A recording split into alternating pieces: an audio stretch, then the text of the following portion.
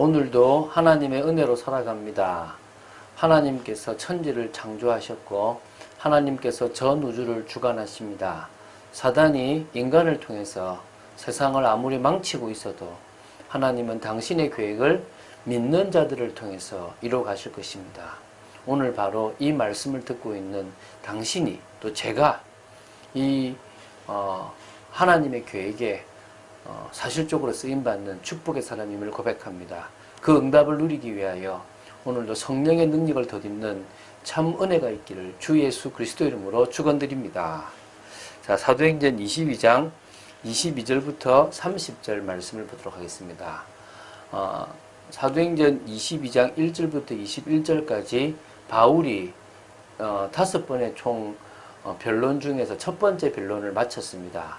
이 변론을 듣고 유대인들이 지금 흥분을 합니다. 특히 이방인에게로 가라는 하나님의 음성을 들었다는 말에 유대인들은 격분을 하게 됩니다. 그것 때문에 천부장이 바울을 다시 이제 영내로 데려가서 이거는 이 바울의 문제구나 싶어서 심문을 하려고 하죠.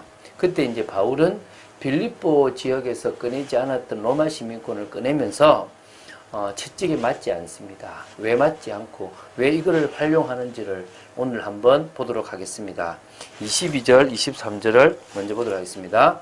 이 말하는 것까지 그들이 듣다가 소리 질러 이르되 이러한 자는 세상에서 없애버리자 살려둘 자가 아니라 하여 떠들며 옷을 벗어 던지고 티끌을 공중에 날리니. 자, 바울의 변론이요 유대인들을 흥분시키고 분노하게 만들었습니다. 왜냐하면 이방인을 부정하는 자들로 이방인을요 아주 부정하고 잘못된 자들로 여겼던 그런 어떤 독선적이고 교만한 그들의 어떤 선민의식이 있었기 때문에 당연히 뭡니까? 말도 안 되는 소리 하지 말라고 이제 분노를 하게 된 거죠. 그러니까 뭡니까? 저 살려둘 가치가 없다. 없애버려야 된다라 라고 이야기하는데요. 로마 군인이 없었다면 아마 돌로 쳐 죽였을 것입니다. 로마 군인이 지키고 있으니까 막 뛰들고 옷을 벗어 던지고 티끌을 공중에 날리는 그들만의 지금 분노를 표출하는 겁니다. 천부장이 바울을 영내로 데려가라 명하고 그들이 무슨 일로 그를 대하여 떠드는지 알고자 하여 채찍질하며 신문하라 한대. 이 천부장은요 헬라인이면서 로마 시민권을 가진 사람입니다.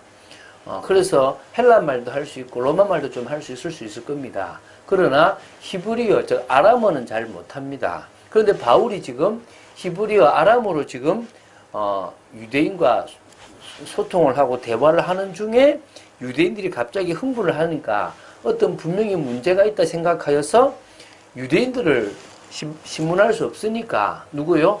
이제 바울을 신문하려고 계획을 세우고요. 그 부하들에게 이제 채찍질하고 신문하라고 지시를 내리는 겁니다. 사실은 이 로마인이면 하면 안 되는데 당연히 유대인으로 생각을 했겠죠. 가죽줄로 바울을 매니 바울이 곁에 서 있는 백부장들어 이르되 너희가 로마 시민된 자를 죄도 정치 아니하고 채찍질할 수 있느냐 하니 백부장이 듣고 가서 천부장에게 전하여 이르되 어찌하려 하느냐 이는 로마 시민이라 하니. 자, 앞에서도 제가 이야기를 했는데요. 아우구스도가 칙령을 내렸는데 그때 뭐냐면 그 시대에 칙령을 내린 게 뭐냐면 로마인들을 향한 어떤 그런 법이에요. 이게 이제 발레리안과 포르시안법에 의해서 이제 확정이 됐는데요. 아주 엄격하게. 다시 말하면 이 로마의 형법에 의하면 로마 시민의 소송에 있어 고소가 우선 법정에 상정되어야만 했고 그리고 법정에서의 엄격한 심의를 통과하여 범죄가 확정된 이후에만 비로소 형벌을 가할 수 있었습니다. 그래서 그 전에 형벌을 가하면 큰일 나고요. 그렇게 판결을 받고 나서도 자신이 이제 뭡니까? 아니다라고 뭐 하면 됩니까? 항소를 할 경우에는 유죄 판결을 받았다 하더라도 다시 상고하면 때릴 수가 없을 정도로 이 로마법이 되게 강했단 말입니다. 이 법을 당연히 바울이 아니까 아는 가운데 자기를 채찍질로 묶으니까, 이렇게 밧줄로 묶으니까 채찍질 하려는 것을 느꼈겠죠. 그러니까 이제 끄집어냈습니다. 왜죠? 바울은 나중에 나오지만 이 재판을 통해서 로마까지 가려는 계획을 세운 겁니다. 그러니까 이제 이야기를 하게 되고, 백부장은 천부장한테 이것을 또 보고하게 된 거죠. 천부장이 와서 바울에게 말하되 내가 로마 시민이냐 내게 말하라 이르되 그러하다. 천부장이 대답하되 나는 돈을 많이 들여 이 시민권을 얻었노라. 바울이 이르되 나는 나면서부터라 하니 신문하려던 사람들이 곧 그에게서 물러가고 천부장도 그가 로마 시민인 줄 알고 또 그 결박한 것 때문에 두려워하니라. 사실 이제 좀 황당한 게 뭐냐면 로마 시민권자인지 아닌지는 사실은 구분할 수가 없대요.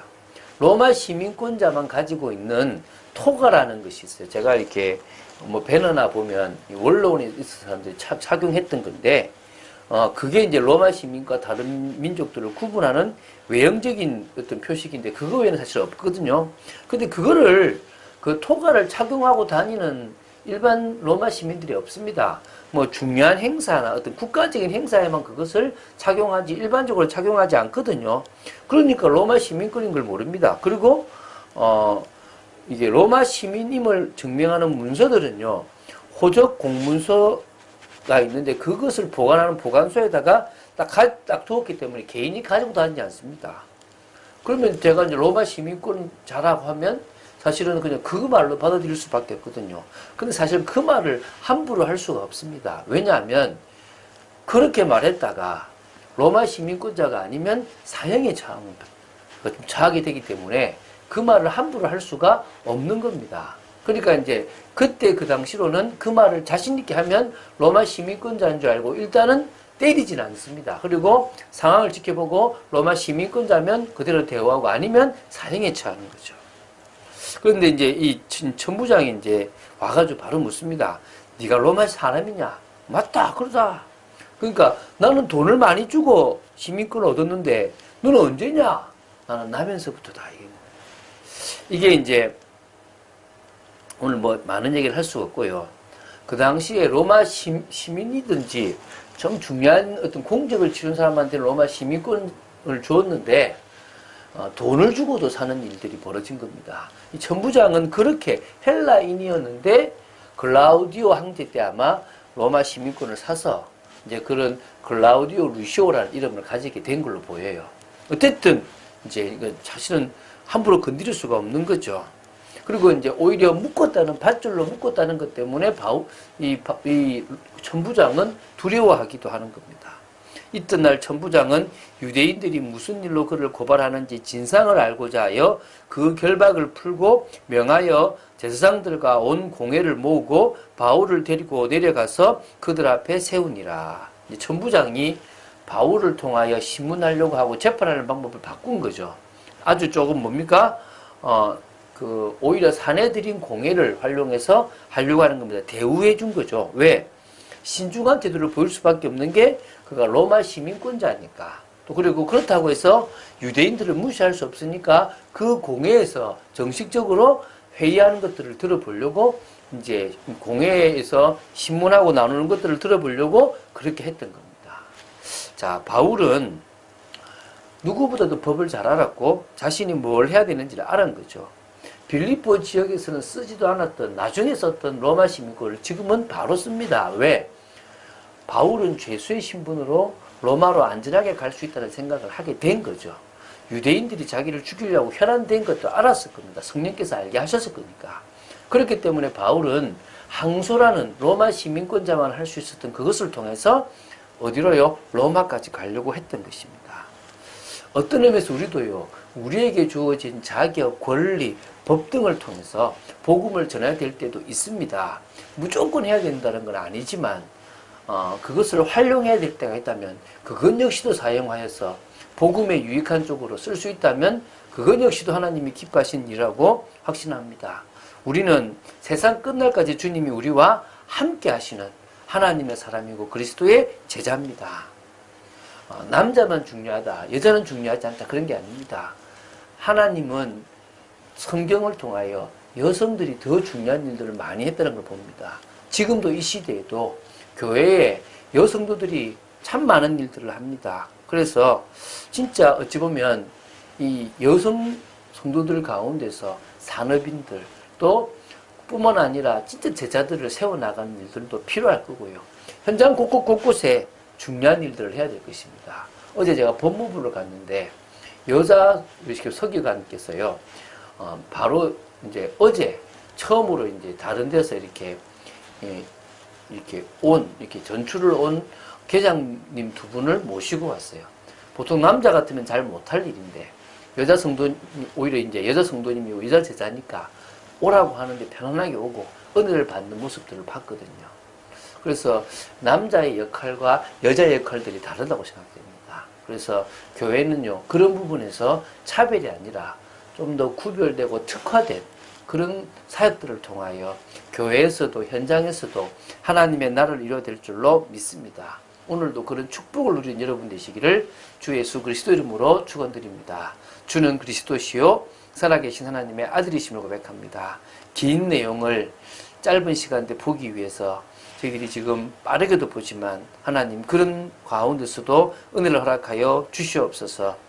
로마로 가고자 했던 바울이 모든 법까지도 활용했던 것처럼 저희들이 하나님의 계획과 뜻을 이루기 위하여 하나님께서 주신 권리나 많은 것들을 활용할 수 있는 지혜와 또한 은혜를 허락하여 주시옵소서.